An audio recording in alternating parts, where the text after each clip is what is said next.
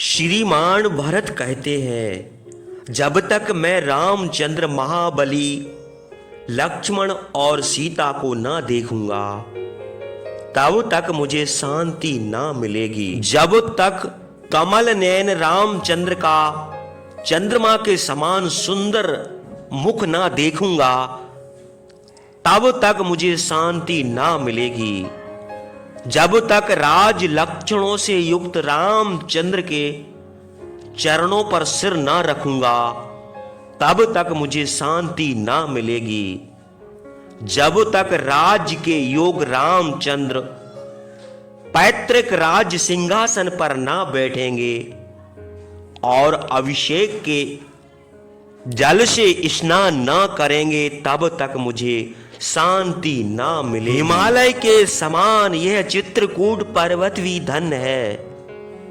जिस प्रकार कुबेर नंदन वन में निवास करते हैं उसी प्रकार रामचंद्र इस पर्वत पर रहते हैं। हिंसक जीवों से भरा हुआ यह दुर्गम वन भी कृत हो गया, क्योंकि शस्त्रधारियों में श्रेष्ठ महातेजस्वी रामचंद्र इस वन में रहते हैं। महातेजस्वी पुरुष श्रेष्ठ महाबाहु भरत यह कहकर पर्वत की समतल भूमि में उत्पन्न फूले हुए वृक्षों के बीच में होकर पैदल उस वन में चले। उन्होंने फूले हुए साल के वृक्ष पर चढ़कर रामचंद्र के आश्रम की अग्नि से निकलता हुआ धुआं देखा। धुआं देखकर भरत को विश्वास हो गया कि रामचंद्र इसी स्थान पर हैं। जिस प्रकार पानी में डूबते हुए मनुष्य को ठाय मिलने पर आनंद होता है, उसी प्रकार रामचंद्र के आश्रम को देखकर भरत अपने साथियों के साथ बड़े प्रसन्न हुए।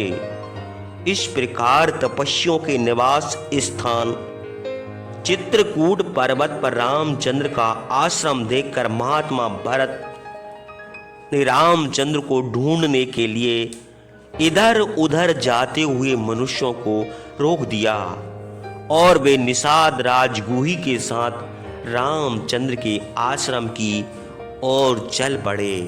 आगे चलकर थोड़ी देर के बाद मंदाकिनी नदी के समीप चित्रकूट पर पहुंचकर भरत ने अपने मंत्रियों से कहा, जो संसार के सब पुरुषों में श्रेष्ठ हैं वे महाराज रामचंद्र निर्जन वन में वीरासन लगाए बैठे होंगे। यते मेरे जीवन और जन्म को धिक्कार है। सब लोकों के स्वामी महातेजस्वी रामचंद्र मेरे ही कारण सब प्रकार की अभिलाषाओं को त्याग कर दुख का सहन करते हुए वन में निवास करते हैं।